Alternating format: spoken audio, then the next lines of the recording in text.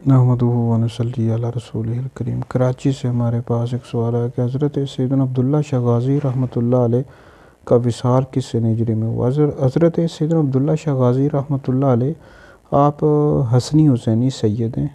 حضرت سیدنا امام حسن مجتبیٰ رضی اللہ تعالیٰ عنہ کے پوتے ہیں۔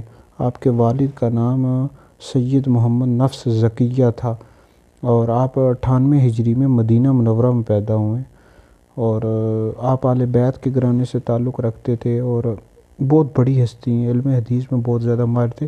آپ کی جو تعلیم و تربیت ہے مدینہ منورہ میں ہوئی ہے اور آپ سندھ میں داخل آنے والے پہلے بزرگ ہیں، سید بزرگ ہیں، سادات گھرانے سے تعلق رکھتے تھے اور 12 سال تک آپ سندھ میں اسلام کی تبلیغ کرتے رہے۔ بہت سینکڑوں لوگوں نے، ہزاروں لوگوں نے آپ کے ہاتھ پر اسلام قبول کیا ہے۔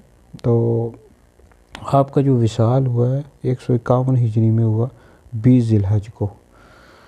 تو بہت بڑی ہستی ہیں جی، سادات گھرانے سے تھے، حسنی حسینی سید ہیں۔ تو آپ کا مزار شریف کراچی میں ہے۔ اللہ تعالیٰ آپ کے صدقے ہماری مغفرت فرمائے۔